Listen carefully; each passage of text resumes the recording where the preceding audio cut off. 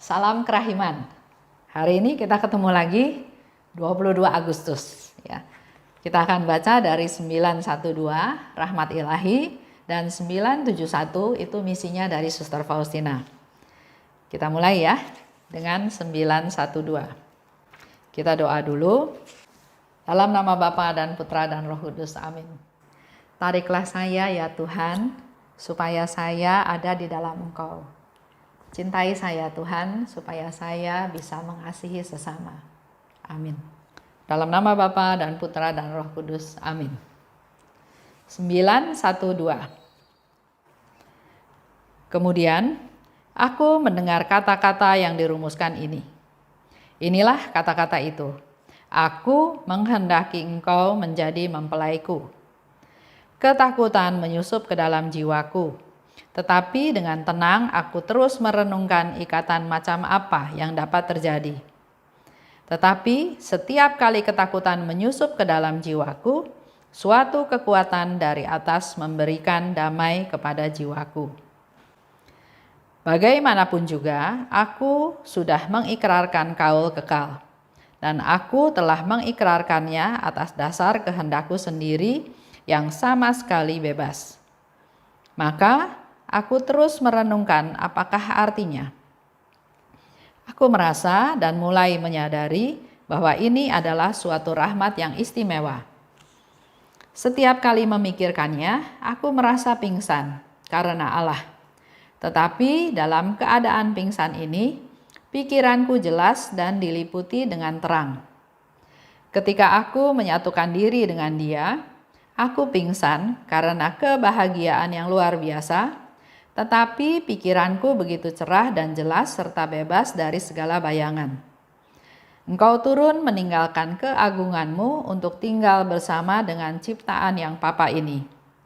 Syukur kepadamu, oh Tuhan, karena rahmat agung ini yang memungkinkan aku bersekutu denganmu. Yesus, namamu adalah nikmatku. Dari jauh, aku merasakan kehadiran kekasihku dan jiwaku yang merana menemukan ketenangan dalam pelukannya. Aku tidak tahu bagaimana hidup tanpa Dia. Aku lebih senang bersama dengan Dia dalam penindasan dan penderitaan daripada tanpa Dia berada dalam nikmat surgawi yang besar. 971 19 Februari 1937. Kontak dengan orang yang menghadapi ajal. Mereka minta doa kepadaku dan aku dapat berdoa karena Tuhan memberikan kepadaku roh doa yang luar biasa. Aku terus-menerus bersatu dengan Dia dan aku sadar sepenuhnya bahwa aku hidup untuk membawa jiwa-jiwa kepada kerahiman-Mu. Oh Tuhan, dalam hal ini tidak ada pengorbanan yang tidak ada artinya. Kita baca dulu dari 9:12. Kata Yesus, aku menghendaki engkau menjadi mempelaiku. Ketakutan menyusup ke dalam jiwaku. Waktu Yesus katakan seperti itu, dia nggak bisa membayangkan atau dia nggak tahu apa yang akan terjadi dengan kata-kata Yesus tersebut, ya. Tapi setiap kali ketakutan menyusup ke dalam jiwaku, suatu kekuatan dari atas memberi damai kepada jiwaku. Itu sharing Suster Faustina. Bisa menguatkan kita juga. Setiap ketakutan menyusup dalam jiwa kita. Ketakutan itu macam-macam ya. Kekhawatiran, kegelisahan, galau, bingung, masalah nggak selesai-selesai, ada sakit penyakit yang belum ketahuan penyebabnya atau sakit apa, ada ketakutan, dan ketakutan itu wajar buat kita manusia yang masih ada di pembuangan, yang masih ada di dunia ini. Tapi Faustina katakan, setiap ketakutan itu menyusup ke dalam jiwaku, aku memperoleh kekuatan dari atas. Kita berserah, kita mengandalkan Tuhan, kita berdoa pada Tuhan, kita minta pada Tuhan. Karena Yesus bilang minta yang banyak, karena aku mau memberi banyak. Lanjut ya.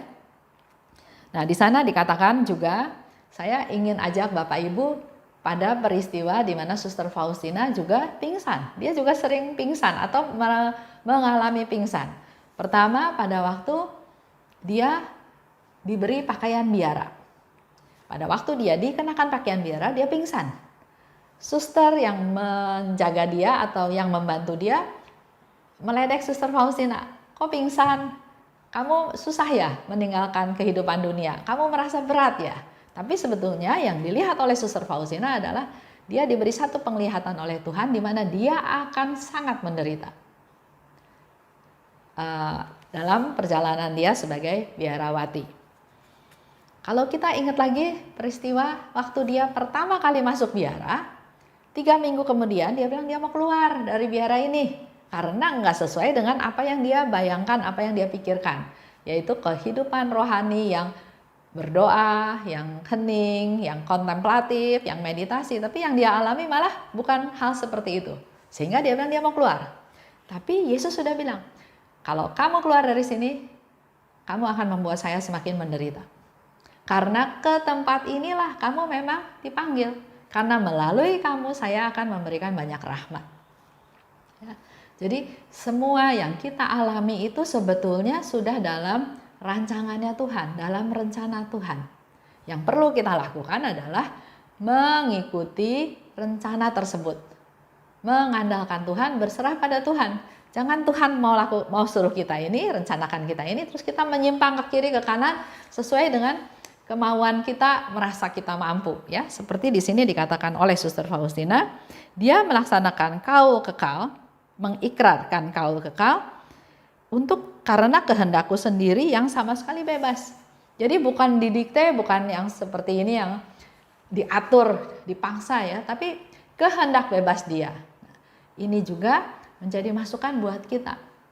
Kita perlu melakukan segala sesuatu itu dengan kehendak bebas kita, dengan tujuan memprioritaskan hidup kita untuk menyenangkan Tuhan.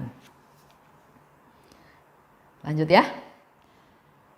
Aku sudah ikrarkan kaul kekal seperti tadi dikatakan ya, dengan kehendakku sendiri, dan ini adalah rahmat yang istimewa. Coba kita renungkan, kalau kita melakukan kehendak Tuhan dengan kehendak kita sendiri, kita mampu melakukannya bukan dengan paksaan tapi dengan kehendak bebas kita sendiri, maka ini adalah rahmat yang istimewa yang kita terima dari Tuhan.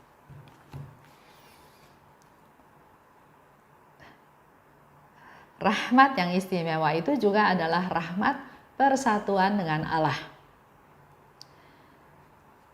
Ketika aku menyatukan diri dengan Dia, aku pingsan karena kebahagiaanku yang luar biasa. Seperti yang kemarin saya cerita juga ya, orang resting. Resting itu pingsan, dia juga nggak sadar sekeliling, nggak dengar apa-apa. Tapi dia merasakan sukacita bersatu dengan Tuhan. Ada sukacita, tapi nggak bisa diceritain apa yang dia alami itu. Karena sesuatu yang begitu luar biasa, yang nggak bisa diungkapkan hanya dengan kata-kata. Faustina katakan lagi, engkau turun meninggalkan keagunganmu untuk tinggal bersama ciptaan yang Bapa. Tuhan Yesus turun ke dunia untuk tinggal bersama dengan kita yang Bapa. Dengan rahmat yang agung ini, memungkinkan aku bersekutu dengan Tuhan. Tuhan yang merendahkan diri dulu, Tuhan yang turun untuk bersatu dengan kita. Dan dengan rahmat ini, Suster Faustina katakan, memungkinkan aku bersekutu dengan Tuhan. Engkau turun meninggalkan dunia. Itu merupakan suatu ungkapan di mana Tuhan sangat mengasihi kita. Walaupun kita masih berdosa, ya. Dia mau turun, dia mau pelihara kita, dia mau lindungi kita supaya kita hidup sesuai dengan kehendaknya, supaya kita menerima keselamatan. Aku lebih senang bersama dengan Dia, ya, yang Suster Faustina katakan, dalam penindasan dan penderitaan daripada tanpa Tuhan berada dalam nikmat surgawi. Ini juga satu pilihan, satu kehendak bebas. Mau hidup senang, hidup foya-foya, hidup seperti di surga, segala ada, apa yang kita mau kita dapat, tapi nggak ada Tuhan. Faustina menunjukkan, saya lebih baik menderita, saya lebih baik ditindas, tapi saya bersatu dengan Tuhan, saya berkumpul dengan Tuhan, saya bersekutu dengan Tuhan. Mungkin contoh yang gampang, yang mungkin boleh jadi bahan refleksi kita ya. Ada dua orang, satu atasan, satu bawahan. Atasan ini merasa berkuasa, merasa bisa melakukan apapun, bisa marah, bisa pecat, bisa hukum, bisa suruh orang itu lembur, bisa segala macam, karena dia merasa punya kuasa. Dia merasa saya ada di surga, dalam arti apa yang saya mau anak buah saya harus ikutin. Ada Tuhan? Nggak ada di dalam dia. Karena apa yang dia lakukan nggak sesuai dengan apa yang jadi sifatnya Tuhan. Sebaliknya, si karyawan, pegawai, ditindas, dihukum, dijanjikan dikasih uang lembur, nggak dikasih lembur. Disuruh kerja, nanti dikasih bonus, nggak dikasih bonus. Pernah ada satu teman ya cerita, dia bilang dia kerja di satu perusahaan, dia dikasih target. Kalau mencapai target tersebut, maka dia akan dapat bonus, ada hitungannya ya. Wah, dia dengan teman-temannya satu tim bekerja dengan sangat giat supaya mencapai bonus tersebut. Bonus itu selain mendapat tambahan penghasilan, tapi juga satu kebanggaan bahwa mereka berprestasi. Jadi dengan kebebasan mereka, dengan kehendak bebas mereka, mereka melakukan banyak hal, dalam arti dia lembur, dia mengorbankan waktu dengan keluarga dalam tanda kutip ya, agar mencapai target tersebut. Di akhir hari, ya setelah periode berapa bulan, dia mencapai target tersebut. Dan dia mengajukan ke perusahaan sesuai dengan apa yang dikatakan oleh perusahaan. Tapi apa yang terjadi? Perusahaan mencarilah poin-poin kesalahan, ya, kesalahan dari tim tersebut, sampai akhirnya perusahaan menyimpulkan kamu gak dapat bonus. Bahkan ada yang di penalti, banyak hal ya. Nah, kalau saya refleksi dengan kata-katanya Suster Faustina, si atasan merasa berkuasa, merasa hidup di surga dalam tanda kutip. Dia bisa marah, dia bisa suruh, dia bisa melakukan apapun, dia bisa memberikan kebijaksanaan, dia bisa menarik kebijaksanaan tersebut, dia nggak peduli sama orang lain, kebutuhan orang lain, haknya orang lain, tapi dia merasa semuanya dia bisa lakukan. Dibandingkan dengan pegawai, karyawannya, timnya yang dia sudah memberikan segala sesuatu dengan harapan untuk mendapatkan sesuatu, tapi akhirnya nol besar, bahkan minus ya, karena ada teguran-teguran. Dia, kalau kita lihat dari Suster Faustina, dia bawa semua perkara ini kepada Tuhan. Tuhan, saya sudah melakukan bagian saya. Sebagai karyawan, saya sudah melakukan apa yang harusnya saya lakukan. Bahkan saya sudah melakukan lebih. Tapi ternyata hasilnya nggak seperti yang kami harapkan. Nggak apa-apa Tuhan. Saya persembahkan semua kesulitan saya, permasalahan saya, kerugian saya dalam tanda kutip dalam tangan-Mu Tuhan. Saya tetap menjadi orang yang hidup benar di hadapan Tuhan. Walaupun hak saya diambil, tapi saya tetap mengandalkan Tuhan. Saya tetap bersyukur karena ada Tuhan yang memberi saya kekuatan untuk saya bisa menerima permasalahan ini. Jadi Suster Faustina bilang, lebih baik dia mengalami penindasan dan penderitaan, tapi ada Tuhan yang menopang dia, yang menjaga dia, yang memelihara dia, yang melindungi dia, daripada jadi orang yang sok berkuasa, yang seolah-olah dia bisa mendapatkan apa aja, tapi nggak ada Tuhan dalam dirinya. Bisa aja si atasan itu bilang-bilang tentang Tuhan, tapi nggak mungkin Tuhan ada bersemayam dalam diri dia, karena yang dia lakukan nggak sesuai dengan apa yang Tuhan kehendaki. Itu ya salah satu contoh. Coba kita renungkan, apakah kita menjadi bawahan atau kita yang malah menjadi atasan. Lanjut. oleh sebab itu saya mau bagikan juga, saya mau himbau juga bahwa kalau kita mengalami penindasan, mengalami penderitaan seperti yang karyawan tadi alami, persembahkan semua itu pada Tuhan. Maka kita akan tetap bersukacita di dalam Tuhan. Contoh beberapa orang yang mengalami penderitaan tersebut ya, menderita di dalam Tuhan. Juga kita ingat cerita seorang ibu dengan 7 anaknya yang harus murtad, tapi anaknya itu tetap berkeyakinan, mengandalkan Tuhan, percaya pada Tuhan. Akhirnya anak-anaknya juga meninggal, tapi mereka tetap ada dalam Tuhan, menderita, mengalami penindasan, tapi ada sukacita di dalam Tuhan.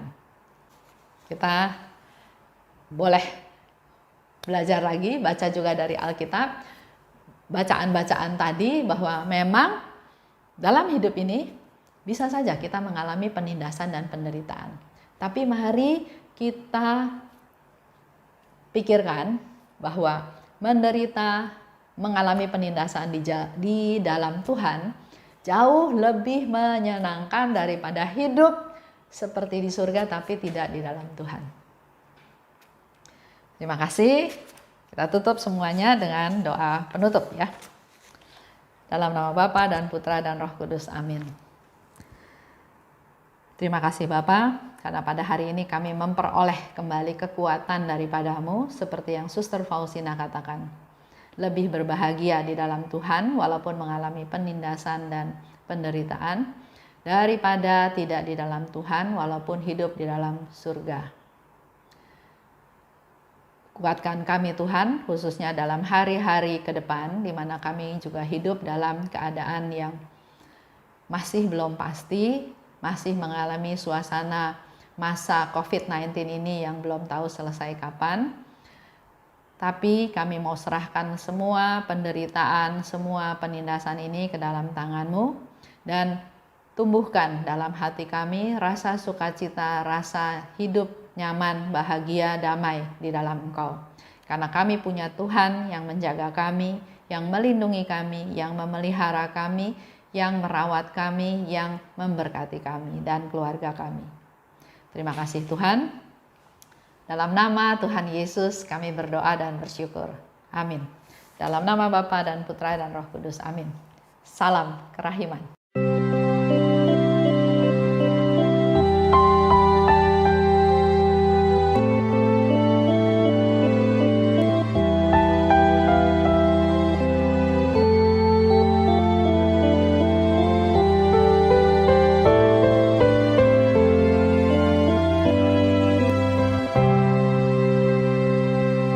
Syukur kepadamu ya Allah,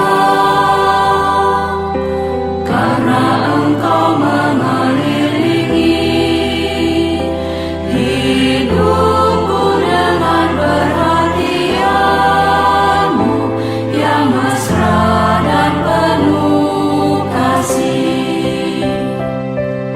Syukur kepadamu ya Allah,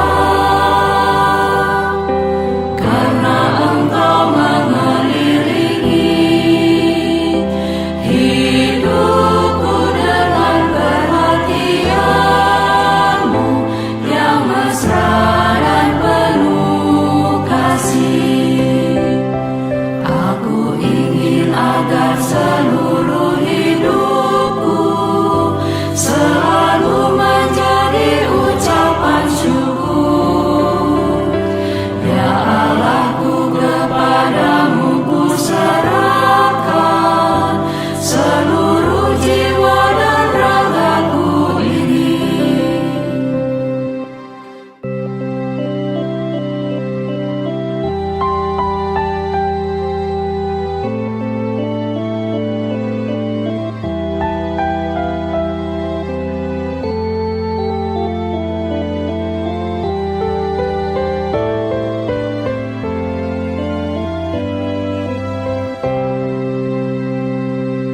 Syukur kepadamu ya Allah, karena Engkau mengelilingi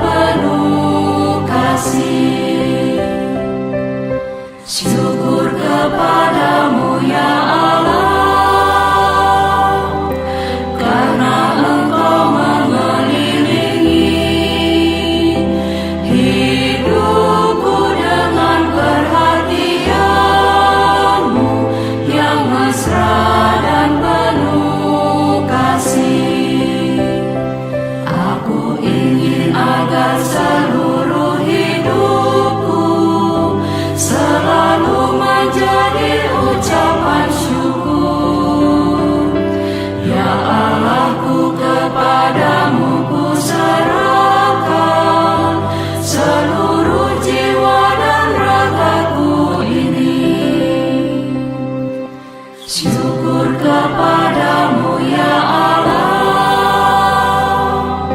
karena Engkau mengelilingi hidupku dengan perhatian-Mu yang mesra